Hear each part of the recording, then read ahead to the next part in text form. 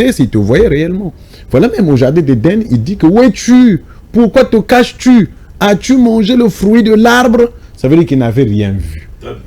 Ok. Et il maudit encore. Donc, lui qu'on croit qui est bien, qui est omnipotent, qui est soucieux de gens, il vient encore maudire. Comme un Dieu que nous prions, qui a la bonté peut maudire encore une personne. Mais le jardin d'Éden me dit que je te... Alors ça, l'hôpital, même parfois tu fais la radio, on ne découvre rien. Il y a des cas par cas. Oui. Ouais, il y a des cas par cas. Des cas par cas. Ouais. Donc l'hôpital, parfois tu fais la radio, on ne découvre rien. Très bien. Mais on peut te dire, bon, fais la partie spirituelle en l'ordre des Aïniens, tu dis va à l'hôpital, on le découvre. Parce que là c'est facile à résoudre. Hein. C'est très facile à résoudre. Ouais. Oui. Et les maladies dites spirituelles, quand tu viens dans l'ordre des Aïniens, en tout cas c'est facile. Et c'est une science exacte, c'est comme si je faisais 1 + 1 = 2. C'est comme ça. Nous avions moins la précision. Mais nous devons avoir d'abord les données de l'hôpital. Est-ce que tu as des kystes, tu as des myomes? Ça nécessite d'être opéré. Ça, par la prière, on ne peut pas enlever ça parce que c'est un corps qui vient s'inséminer sur un autre corps. Donc, on ne peut pas enlever ça par la prière. Ça doit être opéré. Quand une fois c'est opéré, on fait le magnétisme. Le magnétisme redynamise les cellules et facilement la personne va tomber enceinte. Des tisanes, hein, et ça ne demande pas d'avoir la foi. C'est une science exacte quand tu entends le magnétisme. Comme si je faisais 1 +...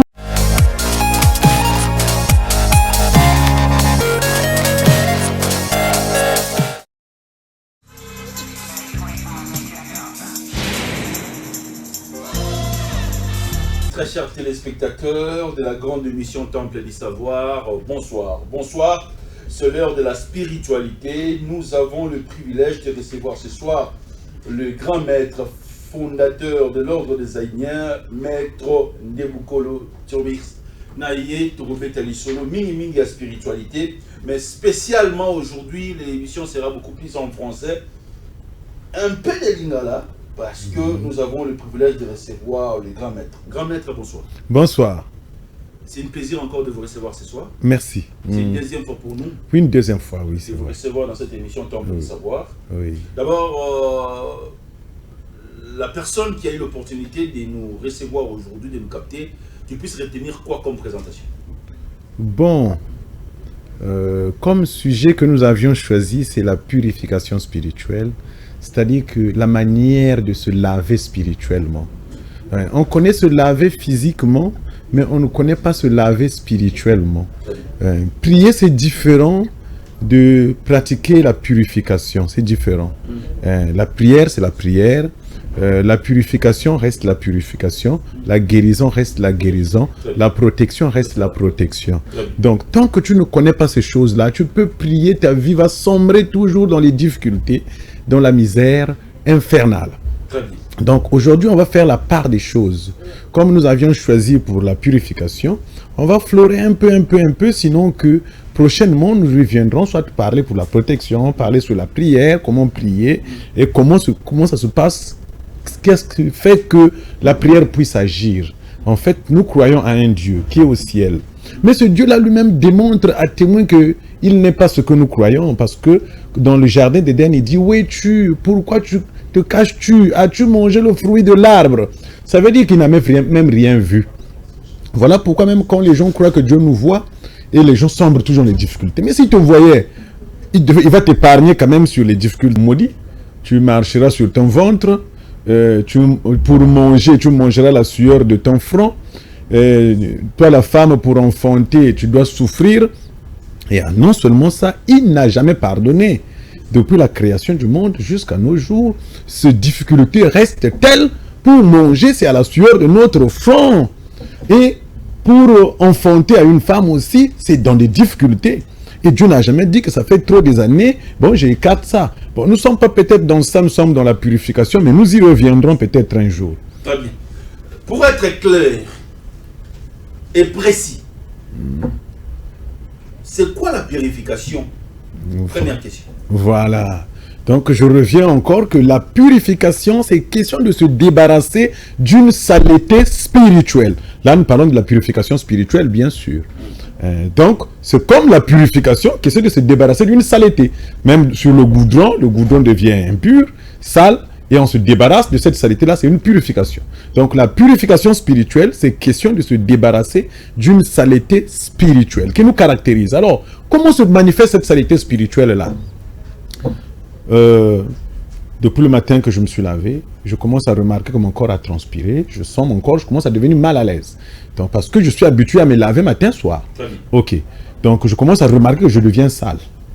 Alors, la saleté spirituelle aussi, c'est pareil. On se salit sans même faire autre chose, mais différent du péché. Tu peux te salir. Le péché, tu peux rester une année sans péché même, parce que tu ne tueras pas, tu ne voleras pas. C'est les 10 commandements, en fait. Quand tu transgresses les 10 commandements, c'est là où ça devient un péché, ça devient des erreurs spirituelles qui contractent un karma, tu dois le payer. Tu contractes un karma. Mais la saleté spirituelle qui se débarrasse par les effets magnétiques, non, c'est juste tu peux rester comme ça, tu rentres dans un grand marché, tu connais ce qu'on appelle une décharge magnétique, parce qu'il y a une couche sombre qui se développe autour de toi. Et cette couche sombre-là, quand ça te caractérise, tu arrives à la maison, tu n'as rien fait d'harassant, tu remarques que tu deviens cassé, épuisé, mais tu n'as rien fait. Mais là, qu'est-ce qui s'est passé? Parfois, tu étais cogné seulement, coincé seulement avec quelqu'un dans un bus, et que la personne est pour lui souillé, sorcier, bon, impur, envoûté, par peut-être 5 esprits, 7 esprits qui le suivent, qui l'emmerdent, et toi, tu viens t'asseoir avec lui, tu bénéficies d'une saleté spirituelle. C'est simple à comprendre. Tu t'assois... Est-ce que la saleté spirituelle, elle est contagieuse? Oui, très bien même. Très bien même.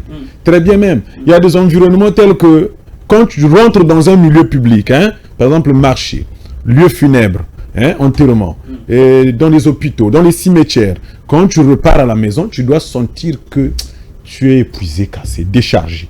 Voilà. C'est la saleté spirituelle, là, effectivement. Alors, plus que cette saleté spirituelle, ça se forme une couche sombre autour de toi, plus que ça te caractérise, plus que tout ce que tu vas faire, rien ne va marcher. Tu vas même croire à la sorcellerie. Mais parce que tu n'es plus rayonnant, l'homme doit être rayonnant. Tu vois comment tu es rayonnant physiquement, tu dois être rayonnant aussi spirituellement. Alors là, quand tu apparais, même si...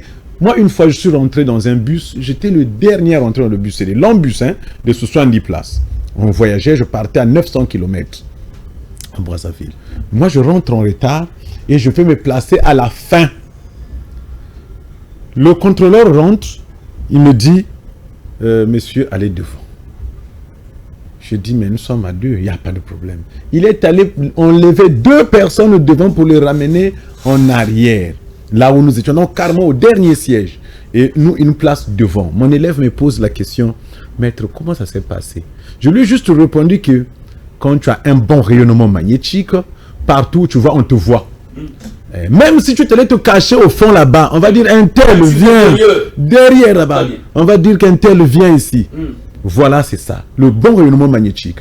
Alors, parce que je sais entretenir mon rayonnement magnétique. Alors, quand le rayonnement magnétique devient mince par la saleté spirituelle, alors là, tous les problèmes de la vie deviennent pour toi. Difficile. Difficile, difficile. Moi, je travaillais dans une société... Que nous puissions aller mollo mollo. Comment se connecter avec cet rayonnement magnétique. Spirituel positif? Mais là, il faut découvrir l'ordre des Aïniens qui ont fait usage. Parce que quand tu viens dans l'ordre des Aïniens, on t'apprend comment tu peux prendre soin toi-même spirituellement, comment tu peux te laver spirituellement. C'est simple parce que mais ça demande quand même une initiation. Initiation, c'est apprendre. Tout le monde est né puissant. Cette puissance-là dorme en nous, on ne sait rien faire avec. Alors quand tu découvres l'ordre des Aïniens, on t'apprend comment tu peux mettre en évidence la puissance qui dorme en toi. Comment tu peux mettre en évidence? Il suffit juste de frapper les mains 3 fois. C'est comme tu as l'allumette, on te dit frotte les tuyaux à la tige, le feu va jaillir. C'est ça. Donc tu frappes tes mains 3 fois, la lumière que tu as jaillit. Mais ça demande une initiation qu'on puisse réveiller ça. Et puis, tu peux passer tes mains à une certaine distance du corps. Justement, tu vas sentir un effet magnétique autour de toi qui est en train de passer, qui est en train de soulever une saleté. Tu vas sentir ça. Et à un certain moment, tu vas te sentir léger, soulagé.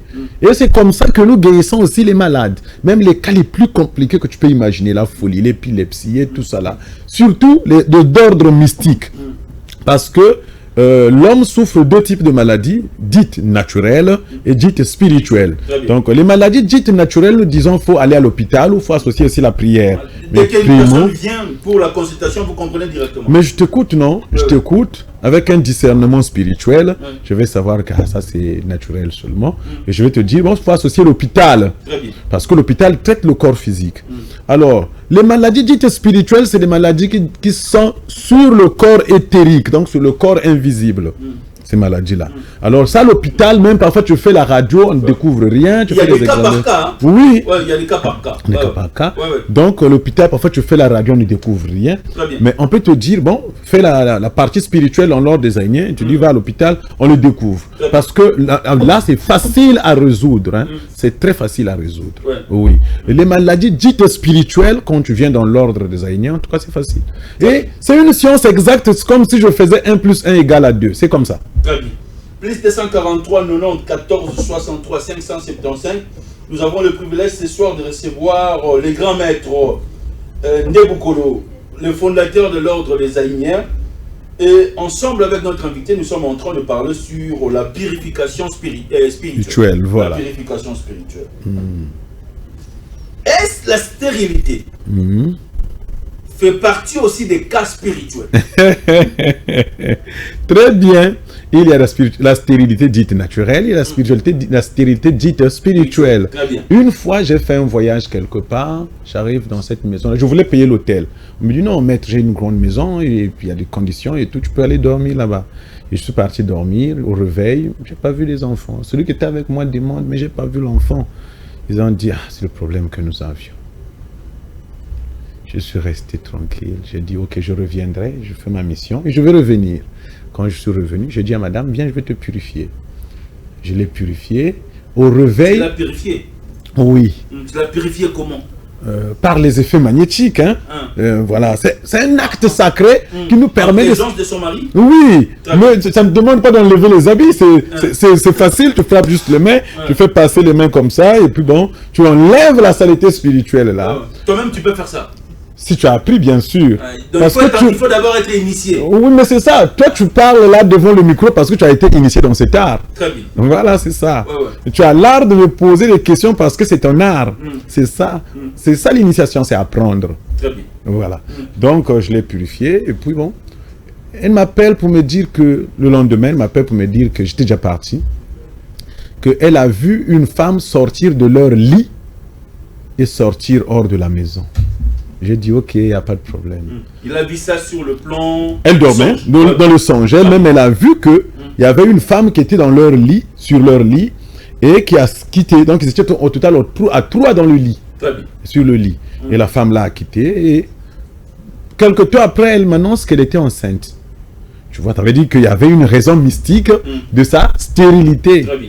Voilà. Et puis, il y a des points aussi sensibles dans la transmission du magnétisme, dans la purification, bien sûr, sur les trompes ici. Quand vous transmettez le magnétisme sur les trompes pendant au moins 30, 40 minutes, 1 heure, vous allez sentir que ces trompes-là vont recevoir des bouffées de chaleur. Hein. Après, les trompes vont chauffer facilement. Elle peut tomber enceinte. Ça, c'est des cas dans l'ordre. Nous avions moins la précision. Mais nous devons avoir d'abord les données de l'hôpital. Est-ce que tu as des kystes, tu as des myomes? Ça nécessite d'être opéré. Ça, par la prière, on ne peut pas enlever ça parce que c'est un corps qui vient s'inséminer sur un autre corps. Donc, on ne peut pas enlever ça par la prière. Ça doit être opéré. Quand une fois c'est opéré, on fait le magnétisme. Le magnétisme redynamise les cellules et facilement la personne va tomber enceinte. Des tisanes, hein, et ça ne demande pas d'avoir la foi. C'est une science exacte quand tu entends le magnétisme. Comme si je faisais 1 + 1 = 2. Ça ne peut que se passer que comme ça. Le traitement est rapide? Cela dépend de la teneur de la situation de la personne. Il y en a ceux en 2-3 prises peut tomber enceinte. Ou son problème peut être résolu. Il y en a ceux, ça tire en longueur. Voilà, c'est comme nous allons à l'hôpital, tu as le palu, j'ai le palu. Si on n'a pas la même teneur du paludisme, on n'aura pas le même traitement. Pour toi, on peut te prescrire des comprimés, moi on peut me prescrire des glucosés, de ceci, de cela. Mais juste, nous avons tous la même maladie, le paludisme. Très bien. Il y a aujourd'hui des universitaires qui terminent leurs études sur le plan universitaire. Nous avons beaucoup de licenciés aujourd'hui, même des docteurs, mais en chômage. Nous avons aujourd'hui des jeunes garçons, des jeunes filles, très intelligents, des intellectuels, mais qui passent des moments difficiles de la pauvreté. est-ce que cela nécessite aussi une purification? Une très belle question en fait. Une très belle question. Nous naissons dans des familles aussi, c'est aussi un point. Il y a aussi d'abord un point que l'État a investi, les Africains, nos États ont investi dans la scolarité. Donc ils ont formé beaucoup de cadres. Aujourd'hui, ils ne savent pas comment les utiliser.